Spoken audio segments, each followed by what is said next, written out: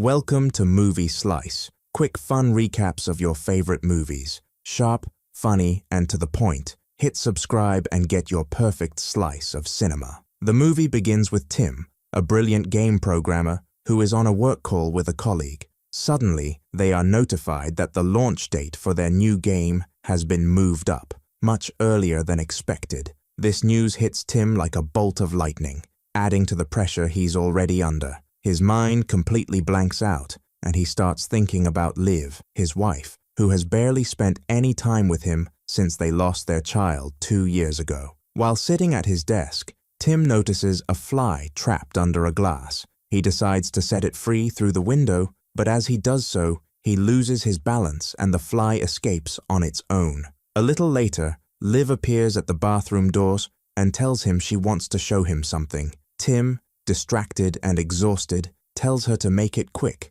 because he has a lot of work. As they leave, they run into Anton, their neighbor in the building. Right after, Mr. Friedman, the landlord, welcomes them with a broad smile and announces that the building renovations, which took 3 long months, are finally finished. Suddenly, a loud noise makes them all look at a helicopter flying toward a distant area, trailing thick smoke. Friedman tells them there's a big fire in the city of Hoven. After Friedman leaves, Liv excitedly drags Tim to the parking lot and surprises him with a caravan. Liv suggests they just take off and travel to Paris on an unplanned trip, but instead of being happy, Tim is reminded of painful memories. Liv tries to calm him down, saying this could be a chance for a fresh start, and surprises him again by revealing she quit her job as an architect. But Tim tells her it's impossible to take a vacation now, as he's in the middle of an important project. Feeling disappointed and frustrated,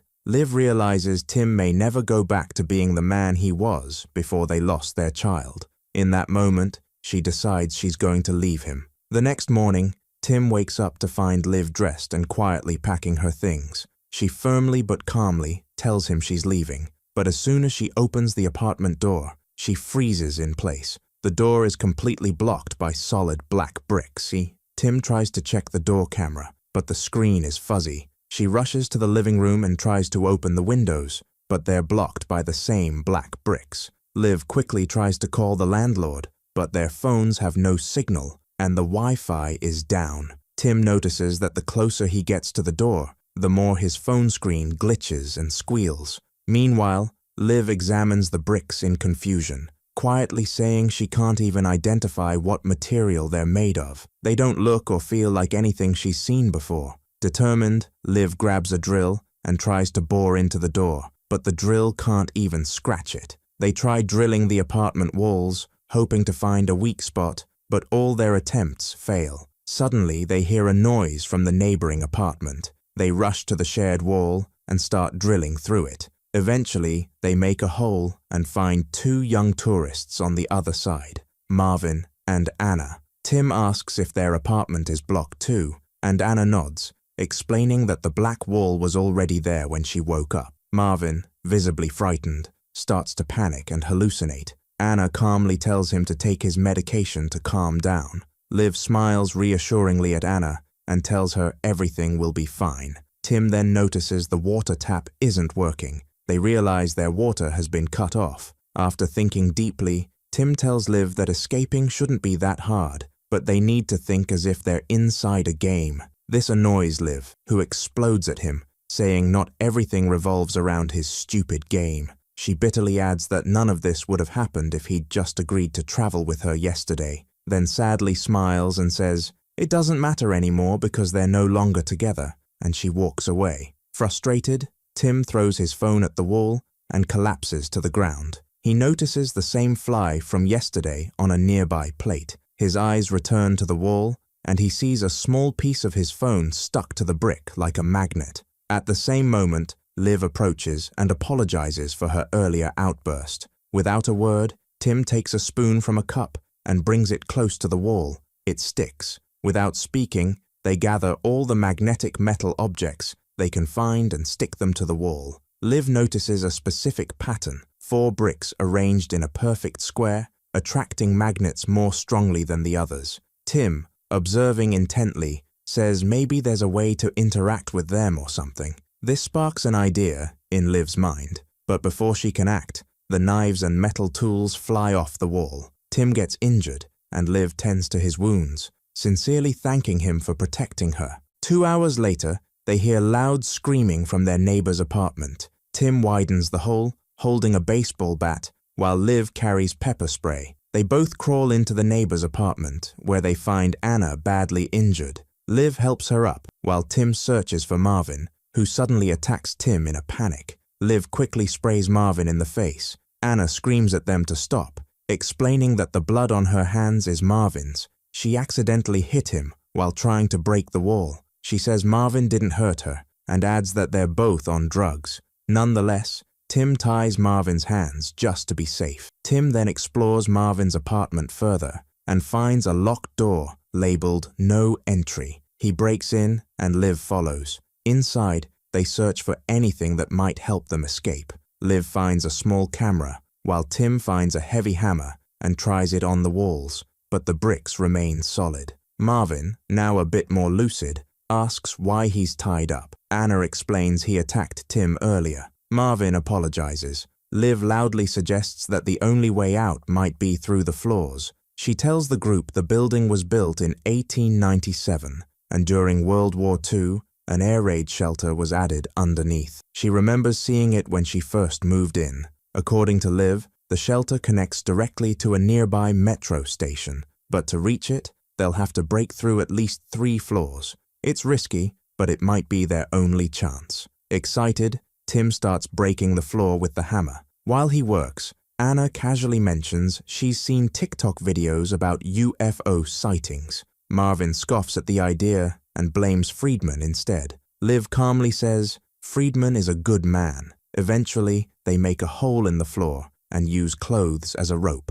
Tim goes down, only to be surprised by Oswald, another elderly resident. Oswald threatens and warns him he won't share any of his stored food. Tim reassures him he's not after his food, just needs to get to the first floor by digging a passage below. At that moment, Leah, Oswald's granddaughter, appears and tells him to stop scaring the neighbors and give them a chance. Oswald reluctantly agrees but warns them to stay away. He gave them one of his shoes and brought another. The group went down. Marvin was struggling as he descended. His hand was tied, but he managed to get down afterward. Leah said offhandedly that they had a ladder they could use next time. Marvin's tie was undone and he was warned to behave well. Then Liv gave him the hammer. Marvin started breaking the floor, while Liv noticed that Leah was quietly sending messages on her phone. She asked her, and Leah admitted that she was having a fight with her friend. Liv reassured her calmly and told her she would see her again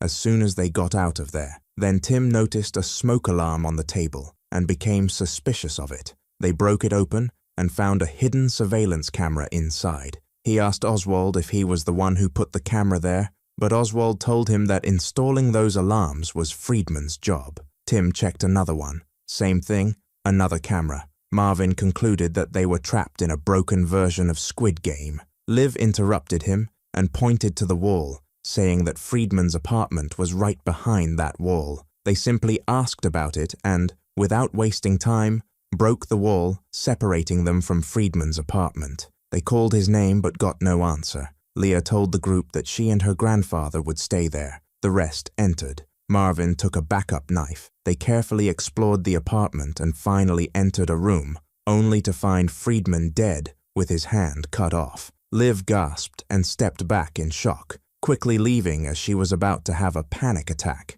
At the same time, Tim took Friedman's phone and found many pictures of those strange black brick walls. They went back and told Leah and Oswald what they had discovered. Marvin, who looked terrified, started hitting the floor even harder than before. Liv picked up a newspaper, read a section, and then showed it to Tim, asking if those bricks could be related to the Heaven City fire. But Tim dismissed the idea, saying it was too far-fetched. Suddenly, the floor beneath them collapsed. Tim, Marvin, and Anna fell to the next floor, but the exhausted Oswald said he couldn't go on. He asked her to go without him, but Leah refused, saying she wouldn't leave him unless he came with her. Eventually, Oswald gave in and followed her with a faint, tired smile, saying quietly that Leah's mother also never listened to him. Suddenly, a door opened, and a man came out introducing himself as Yuri, Anton's friend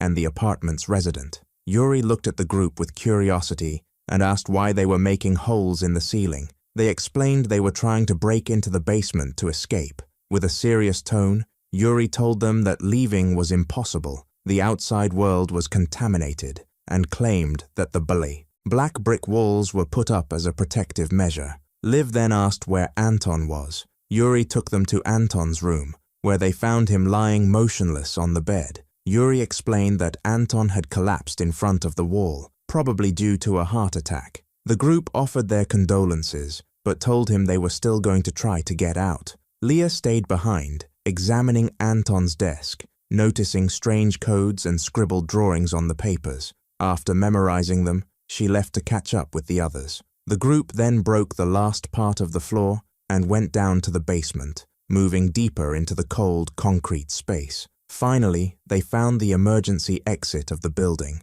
but it was also completely sealed with the same black bricks. Out of frustration, Marvin hit the wall angrily with the hammer. Oswald quickly intervened, pulled out a gun, and warned Marvin to stop. Marvin pretended to calm down, but suddenly snatched the gun from the old man and fired a shot at the bricks. Immediately after, the metal pieces embedded in the bricks were violently pulled out and flew directly toward the group. One of them hit Oswald, who unfortunately died. After returning to Anton's apartment, Yuri apologized to Leah for her grandfather's death, probably because she was close to finding a way out, just like Anton did. Anna noticed that the camera was flashing on and off, so Anna told them I would try to recover the video recordings of what Anton did at that time. Liv and Tim were going through the burnt papers, trying to gather anything they could. Liv suggested that the wall might be coded. Tim noticed a certain pattern and called it a time gap code, similar to Morse code but a bit more complex. He was convinced that Anton had somehow managed to crack it.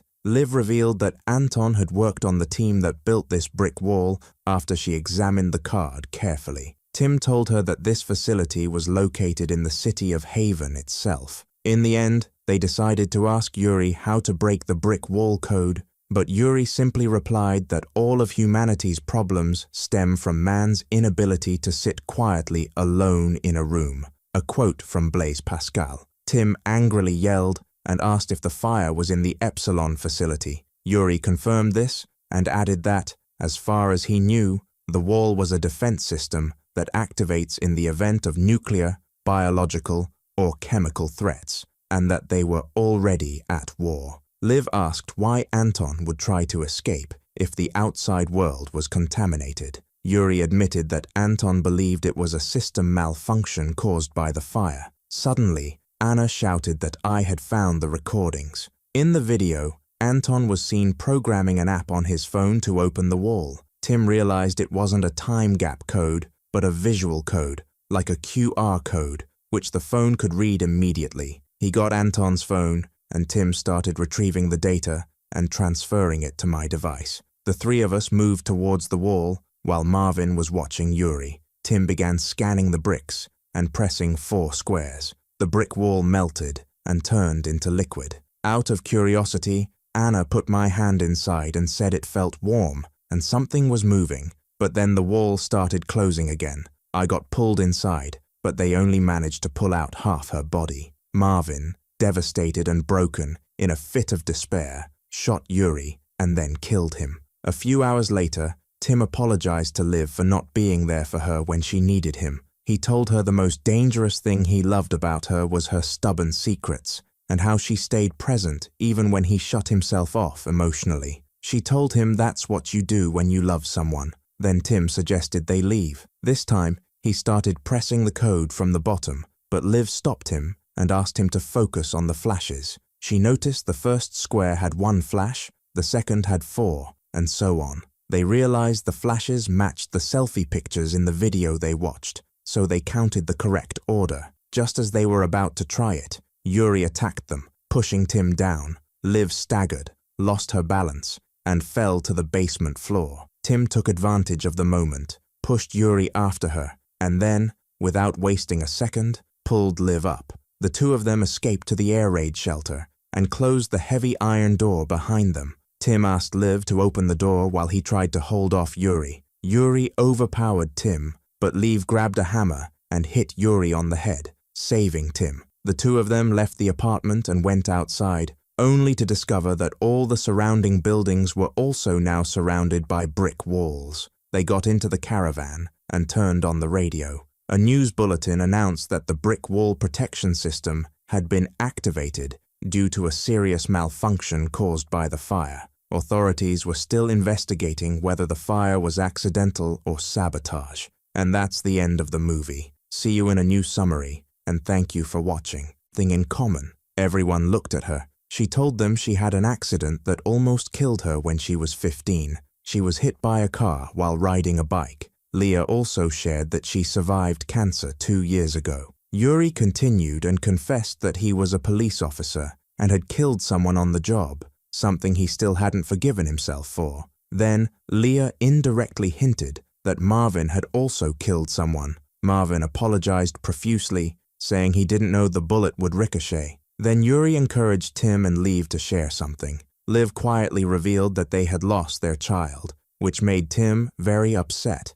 He exploded at her, saying their private life was no one's business. But Leah accused him of never dealing with the reality of their son's death. She said she had needed him at that time, but he acted as if everything was normal and went straight back to work. She said that since then, she'd been waiting for any sign of emotional connection from him, but it never happened. After a moment of silence, Tim pulled himself together and told the group they needed to search Friedman's apartment for renovation permits or surveillance videos. Leah then said she had seen detailed notes in Anton's apartment that might help them get out, so the group split up.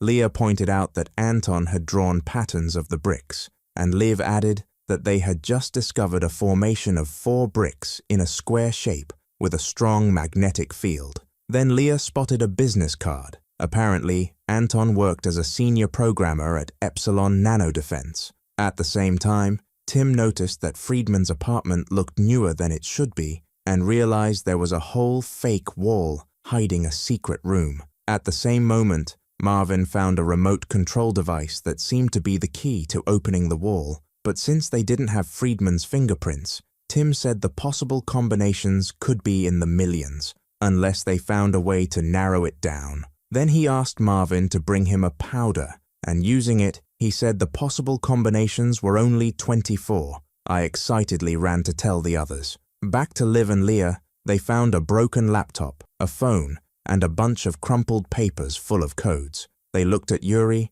and asked him about them, and he simply said he had gone mad in the end. At that moment, I arrived and told them about Tim's discovery. Leah stayed where she was, while Liv and Yuri went after her. Upstairs, Tim finally cracked the code and entered the secret room, only to discover that Friedman had installed illegal surveillance cameras to spy on the residents. The group then discovered that Anton had actually collapsed on his own, despite Yuri's earlier claim that he had fainted inside. Suddenly, they realized Yuri had disappeared. Marvin volunteered to look for him. Then there was a strange flash of light, as if someone was taking selfies, followed by sunlight coming through holes in the wall. It became clear that Anton had managed to open the wall, but was killed by Yuri. At the same time, Marvin found Leah dead on the floor and caught Yuri burning Anton's papers. Yuri told him that the wall was there to protect them. Tim arrived just in time to help Marvin,